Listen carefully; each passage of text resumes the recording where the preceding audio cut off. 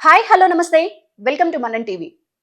జమ్మూ కాశ్మీర్ పహల్గామ్‌లో జరిగిన దారుణమైన సంఘటనపై ప్రధానమంత్రి మోదీ అసలు ఎటువంటి సంచలన నిర్ణయం తీసుకునే అవకాశం ఉంది? పీఓకేని ఆక్యుపై చేసే అవకాశం ఉందా అనేది తెలుసుకోవడానికి ప్రయత్నం చేద్దాం. ఇప్పుడు మనతో ఉన్నారు రిటైర్డ్ ఆర్మీ శ్రీనివాస్ గారు. నమస్తే సార్. నమస్తే మేడం. సార్, జమ్మూ కాశ్మీర్‌లో నిజంగా దారుణమైన సంఘటన అనే చెప్పవచ్చు.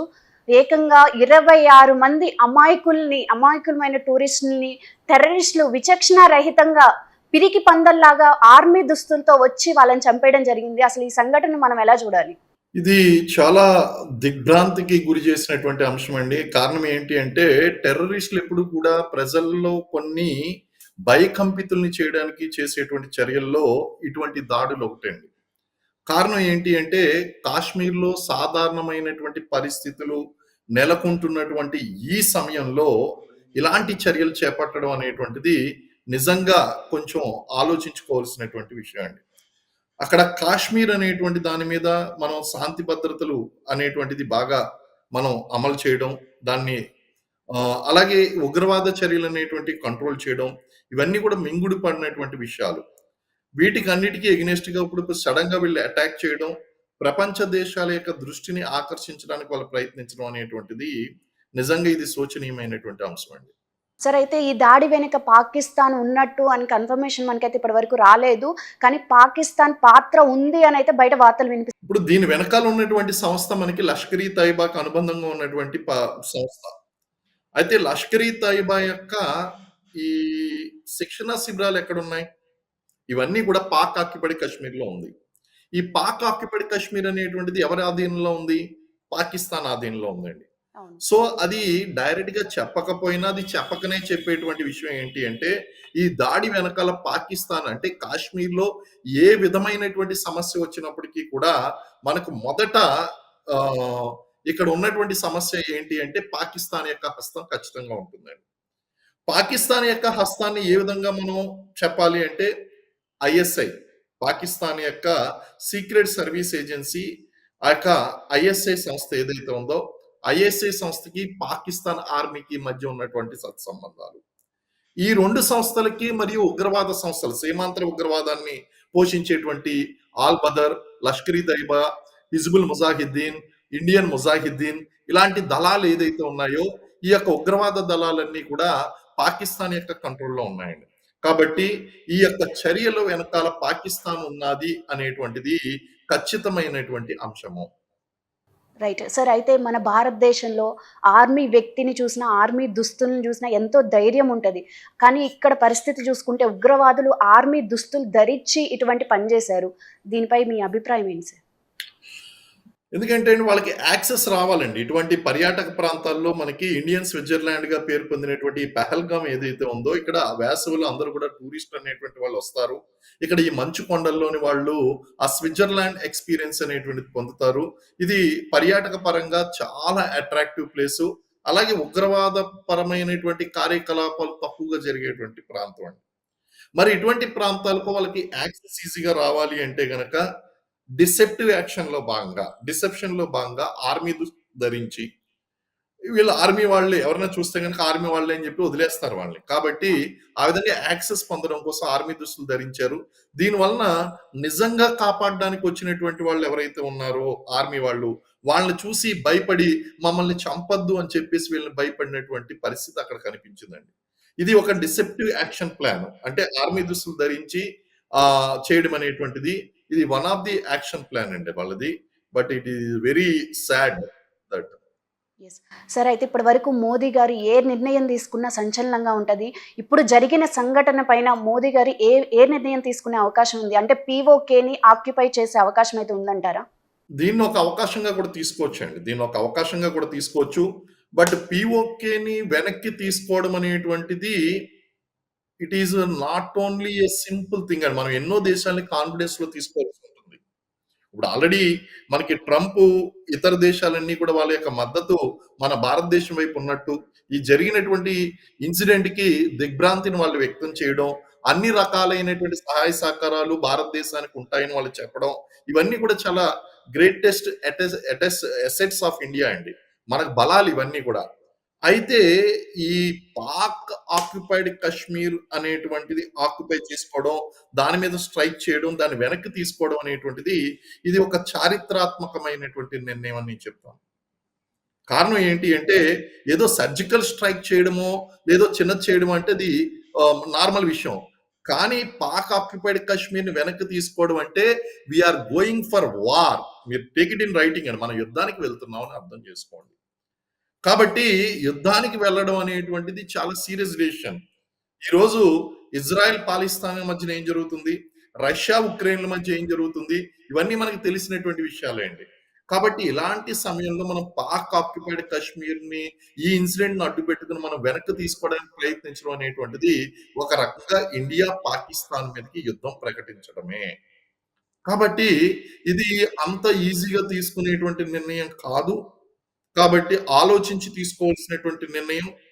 కారణం ఏంటి అంటే యుద్ధం అంటూ సంభవిస్తే ఇరు దేశాలకి నష్టం అంటూ సంభవిస్తుంది. It will not happen that కి కేవలం పాకిస్తాన్‌కే నష్టం జరుగుతుంది. భారతదేశం 0% లాస్‌తో 0% నష్టంతో వెనక్కి వచ్చేస్తుంది అనేటువంటి పరిస్థితులు లేవు. కాబట్టి పాక్ ఆక్యుపైడ్ కశ్మీర్ మీదకి యుద్ధానికి వెళ్ళడం అనేటువంటిది ఒక క్వెషన్ మార్క్ ప్రస్తుత పరిస్థితుల్లో ఒక క్వెషన్ మార్క్ అని చెప్పాలి. Let us wait for the situation. But definitely there will be a befitting reply అండి. అంటే ఒక భారీ స్థాయి సర్జికల్ స్ట్రైక్ ఉండొచ్చు.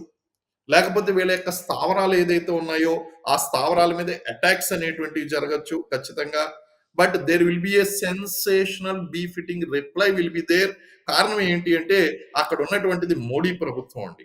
ఆయన ఖచ్చితంగా వదిలిపెట్టేటువంటి మనస్తత్వం ఉన్నటువంటి వ్యక్తి కాదు. గతంలో మన గత ప్రభుత్వాల్లో కాంగ్రెస్ ప్రభుత్వంలో గాని లేదా వేరే వేరే ప్రభుత్వాల్లో గాని మనం చూసుకున్నట్లయితే ఎన్నో సార్లు ఇలాంటి సంఘటనలు జరిగినప్పటికీ మనం భారీ స్థాయిలో రిప్లై ఇచ్చినటువంటి సందర్భాలు లేవండి. కాకపోతే మనకి బీజేపీ గవర్నమెంట్ వచ్చిన తర్వాత బాలాకోట్ లాంటి సర్జికల్ స్ట్రైక్స్ చేయడము, అలాగే ఎన్నో ప్రతిష్టాత్మకమైనటువంటి సీరియస్ సీక్రెట్ ఆపరేషన్స్ అనేటువంటి కండక్ట్ చేసి వాళ్ళు ఒక భయాన్ని సృష్టించడం అనేటువంటి ప్రస్తుతం జరిగింది. కాబట్టి ప్రస్తుతం మోడీ ప్రధానిగా ఉన్నటువంటి ఈ కాలంలో మోడీ గారు ప్రధానిగా ఉన్నటువంటి ఈ సమయంలో ఇలాంటి చర్య చేపట్టి ఉగ్రవాదులు ఒక రకంగా ఒక బ్లండర్ మిస్టేక్ చేశారని మనం చెప్పొచ్చు. ఖచ్చితంగా దీనికి సమాధానం అనేటువంటిది ప్రస్తుత ప్రభుత్వం ఇచ్చి తీరుతుంది. దానికి అనుగుణంగానే మనకి క్యాబినెట్ మీటింగ్ సమావేశం అనేటువంటిది ఇప్పుడు ఇమీడియట్ గా ఆయన అక్కడ యుఏఈ మనకి యుఏఈ విజిట్ లో ఉన్నాడండి. దాన్ని రద్దు చేసుకుని అక్కడ సౌదీ అరేబియా విజిట్ నుంచి వెనక్కి వచ్చారు అంటే you can understand the seriousness of the government. And immediately cabinet meeting Ajit Doval గారితో కలిసి క్యాబినెట్ మీటింగ్ కండక్ట్ చేయడము, సిచ్యువేషన్ అసెస్ చేయడము. And next we have to come to know అండి. నెక్స్ట్ వాళ్ళ యొక్క ఐడియాస్, ప్లానింగ్, స్ట్రాటజీ ఏ విధంగా ఉన్నదన్నది we have to wait and see. Yes. Right. Sir అయితే ఇప్పుడు అమాయకులైన టూరిస్టులు చనిపోవడానికి కారణం సెక్యూరిటీ లోపం గూడా ఉంది అని వార్తలు వినిపిస్తున్నాయి. అంటే సెక్యూరిటీ లోపం అంటే అండి మనకొకటి చూడండి.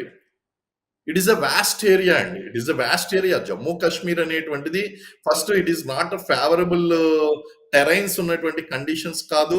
అలాగే మనం అడుగడుక్కి సెక్యూరిటీ ఫోర్సెస్ ని పెట్టేటువంటి సిచ్యువేషన్ కూడా కాదండి మనది. సో సెక్యూరిటీ లోపాలు ఏదన్నా ఇటువంటి సంఘటనలు జరిగినప్పుడు అక్కడ డిఫెన్స్ ఫోర్సెస్ యొక్క లోపం ఉంది లేదా భద్రతాపరమైనటువంటి లోపాలు ఉన్నాయి అని చెప్పడం చాలా సహజమైనప్పటికీ అక్కడ ఉన్నటువంటి వాస్తవ పరిస్థితి గనక మీరు చూసుంటే గనక ఆ మాట మాట్లాడరండి. కారణం ఏంటి అంటే ఈ యొక్క ప్రాంతంలో ఎప్పుడూ కూడా మరి ఇలాంటి ప్రాంతాలు చాలా ఉన్నాయి కదా కాశ్మీర్‌లో. అలా ప్రతి ప్రాంతానికి కూడా మనం భద్రత కల్పించుకుంటూ వెళ్తే ఇండియాలో ఉన్నటువంటి సగం ఫోర్సెస్ మనం అక్కడే ఎంగేజ్ చేయవలసి ఉంటుందండి. అవును. అంటే ఏంటి మనం బార్డర్‌ని మనం సీజ్ చేస్తున్నాం. ఆ లైన్ ఆఫ్ కంట్రోల్‌ని జాగ్రత్తగా మనం కంట్రోల్ చేసుకుంటున్నాం. ఇన్‌ఫిల్ట్రేషను అంటే ఉగ్రవాదులు చొరబాటుతనం అనేటువంటిది జరగకుండా చూసుకుంటున్నాం.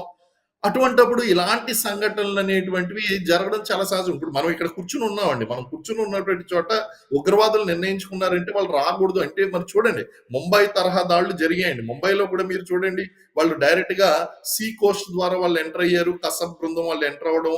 ఆ తర్వాత ముంబై సెంట్రల్ టెర్మినల్‌లో వాళ్ళు అటాక్ చేయడము. అలాగే తాజ్ హోటల్‌లో వాళ్ళు అటాక్ చేయడం ఇయన్నీ కూడా జరిగినాయండి. సంఘటనలనేటువంటివి అవి జరుగుతాయి. దాన్ని ఎంత ప్రతిష్టాత్మకంగా మనం ఎదుర్కొంటున్నాం అనేటువంటి దాని మీద మన క్యాపబిలిటీస్ ఆధారపడి ఉంటాయి. భద్రతా లోపాలు అనేటువంటిది కేవలం దాని మీద నెట్టివేయడం అనేటువంటిది ఎంత మాత్రం సమంజసం కాదండి. Okay sir. అయితే ఇప్పుడు మతాన్ని కన్ఫర్మ్ చేసుకొని, హిందువులని కన్ఫర్మ్ చేసుకొని, తన కుటుంబ సభ్యుల ముందే వాళ్ళని చంపేయడం జరిగింది. ఇక్కడ మతాల్ని అంటే హిందువుల్ని టార్గెట్ చేయడం జరిగింది. దీన్నెలా చూడాలి? బేసికల్లీ జిహాద్ అనేటువంటిది ఒక మతపరమైనటువంటి యుద్ధం అండి. జిహాద్ అనేటువంటిదే మతపరమైనటువంటి యుద్ధం. బేసికల్లీ ఇక్కడ ఉన్నటువంటి వాళ్ళందరూ కూడా దేన్ని వాళ్ళు టార్గెట్ చేస్తున్నారు అంటే మతాన్ని టార్గెట్ చేస్తున్నారు. జమ్మూ కాశ్మీర్ లిబరేషన్ చేయాలి. కాశ్మీర్ ఆజాద్ కాశ్మీర్ కోసం మేము పోరాడుతున్నాము. మనం మిలిటెంట్స్ అంటున్నాము. కానీ కాశ్మీర్‌ను కోరుకునేటువంటి వాళ్ళు, పాకిస్తాన్‌ను కోరుకునేటువంటి వాళ్ళు వాళ్ళని స్వతంత్ర సమరయోధులతో పోలుస్తున్నారండి. లైక్ మన గాంధీ గారు, నెహ్రూ గారు ఎలాగైతే స్వతంత్ర సమరయోధులు ఉన్నారో వాళ్ళతో ఆ మిలిటెంట్‌లను పోల్చడం అనేది జరుగుతుంది. మనకి మిలిటెంట్లు, వాళ్ళకి స్వతంత్ర సమరయోధులండి. వాళ్ళేమంటున్నారు?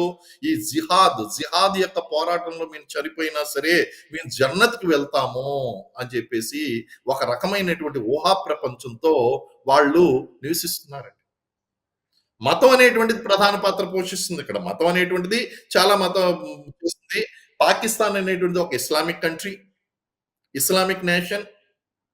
మరి అక్కడ రాజ్యాంగం కూడా ఒక రకంగా చెప్పాలంటే ఖురాన్‌లో ఉన్నటువంటి రూల్సే వాళ్ళు ఫాలో అవుతున్నారు. మతం చాలా నిర్ణయాలు ఇంటర్నేషనల్‌గా గాని, లేదా నేషనల్‌గా గాని అనేక పాలిసీస్ ఇవన్నీ కూడా మతం చుట్టూ పరిభ్రమిస్తూ ఉంటున్నాయండి పాకిస్తాన్‌లో. ఉగ్రవాద సంస్థలు కూడా మతాన్ని బేస్ చేసుకొని వచ్చినటువంటి వాళ్ళే. మధ్యయుగంలో క్రూసేడ్‌లు అని చెప్పేసి ఏ విధంగా అయితే మనం అనుకున్నామో, అలాగే ఇక్కడ జిహాద్ కోసం వీళ్ళంతా కూడా పోరాడుతున్నారు. ఈ జిహాద్ అంతా కూడా ఈ అదర్ రిలీజియన్స్ మీద పోరాటం చేస్తుంది. సో ఇక్కడ భారతదేశంలో ఉన్నటువంటి జనాభాలో 79.8% మంది హిందువులున్నారు. అవును. అంటే సుమారు 80%. 80% ఆర్ హిందూ పాపులేషన్. సో ఇప్పుడు ఇండైరెక్ట్‌గా వాళ్ళ యొక్క కంప్లీట్ టార్గెట్ అంతా కూడా హిందూయిజం మీద అయిపోయింది. అయిపోవడం వలన అక్కడ ఎవరైనా సరే ఒకవేళ ముస్లిమ్స్ గనక ఉంటే గనక వాళ్ళని పక్కన పెట్టి మిగిలినటువంటి హిందువుల్ని చంపేద్దాం అనేటువంటి ఉద్దేశంతో వాళ్ళని పరీక్ష చేసి మరి అవును సార్. వాళ్ళు కల్మాన్ చదవమన్నారు. కల్మాన్ చదివింది ముస్లిమ్స్ అందరూ కూడా కల్మాన్ పాటిస్తారు. సో ఆ కల్మాన్ చదవమన్నారు. ముస్లిమ్స్ అయితే ఖచ్చితంగా కల్మా చదువుతారు. అలాగే వాళ్ళ దుస్తులు విప్పి వాళ్ళ మతాన్ని నిర్ధారించారండి. పురుషుల యొక్క దుస్తులు విప్పి. అంటే ఈ విధంగా గనక మనం చూసుకున్నట్లయితే వీళ్ళు ఖచ్చితంగా ఆ యొక్క హిందువులనే టార్గెట్ చేశారు. అలాగే ఇప్పుడు మనకి అమర్నాథ్ యాత్ర ప్రారంభం అవుతుందండి త్వరలో. ఈ అమర్నాథ్ యాత్ర ప్రారంభం అయ్యే కంటే ముందు ఒక టెర్రరైజ్ యాక్టివిటీస్ అనేటువంటివి చేస్తే దాని యొక్క ప్రాముఖ్యతను తగ్గించొచ్చు. అంటే మతం చుట్టూ తిరుగుతుంది యెస్. ఈ అంశం. కాబట్టి జిహాద్ అనేటువంటిది ఇది కేవలం ఈ టెర్రరిజం అనేటువంటిది మతం మీద చేస్తున్నటువంటి యుద్ధం అండి ఒక రకంగా. కాశ్మీర్ కోసమే కాదు, మతం కోసం చేస్తున్నటువంటి యుద్ధం.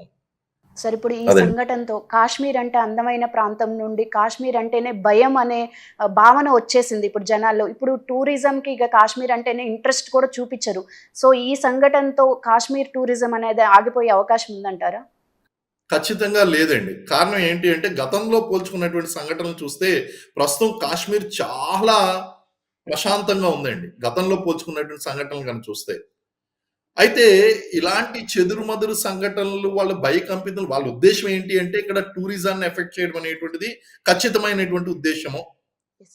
కానీ మన Indian defence forces, Indian government యొక్క రిప్లై ఏంటి అంటే ఆ కాన్ఫిడెన్స్ మళ్ళీ రీబిల్డ్ చేయడం. Right. We will rebuild definitely. మన డిఫెన్స్ ఫోర్సెస్ అనేటువంటి మీరు చూడండి త్వరలోనే ఆ లష్కర్ ఇ తోయిబాకి చెందినటువంటి చీఫ్ లీడర్‌ని మట్టుపట్టడం జరుగుతుంది. ఈ ఆపరేషన్‌లో ఇన్వాల్వ్ అయినటువంటి వాళ్ళందరినీ కూడా ఎన్‌కౌంటర్‌లో వాళ్ళని ఖచ్చితంగా వాళ్ళని ఆపరేషన్‌లో వాళ్ళని చంపివేయడం అనేటువంటిది జరుగుతుంది. ఇక్కడ ఉన్నటువంటి యాక్టివిటీస్ కంట్రోల్ చేయడం జరుగుతుంది. ఉగ్రవాదుల యొక్క ప్రయత్నం ఏంటి అంటే ఇక్కడ ఉన్నటువంటి టూరిజాన్ని దెబ్బతీయాలి. హ్మ్. అదే విధంగా టూరిజం దెబ్బతీయడం వలన యువతకి ఎంప్లాయ్‌మెంట్ అనేటువంటిది లేకుండా చేయాలి. ఎంప్లాయ్‌మెంట్ లేకపోవడం వల్ల వాళ్ళందరూ కూడా ఉగ్రవాదులుగా మారి ఆ సంస్థలో జాయిన్ అవ్వాలి. ఉగ్రవాదులుగా మార్చివేయాలనేది వాళ్ళ టార్గెట్. మన ఇండియన్ గవర్నమెంట్ యొక్క యాక్షను, డిఫెన్స్ ఫోర్సెస్ యొక్క ప్రయత్నం ఏ విధంగా ఉంటుంది అంటే ప్రజలకు మళ్ళీ కాన్ఫిడెన్స్ తీసుకురావాలి. కాబట్టి ఇప్పుడు జరిగినటువంటి సంఘటన యొక్క ప్రభావం తాత్కాలికమే, శాశ్వతం ఓకే. కాదు. కాబట్టి గతంలో కూడా ఎన్నో సంఘటనలు జరిగినాయి. మళ్ళీ తిరిగి మనం టూరిజానికి ప్రాణం పోసాం. కాశ్మీర్‌లో ఎంప్లాయ్‌మెంట్ సృష్టించాం. ఆర్టికల్ 317 రద్దు చేశాం. అలాగే కాశ్మీర్‌లో సాధారణమైనటువంటి పరిస్థితులు నెలకొనే విధంగా, సాధారణ జీవన పరిస్థితులు కొన్ని నెలకొనే విధంగా భారత ప్రభుత్వం కృషి చేసింది. ఈ విషయంలో మనం కంప్లీట్‌గా సక్సెస్ అయ్యాం. భవిష్యత్తులో కూడా సక్సెస్ అవుతామండి. Right. Thank you sir. Thank you very much అండి.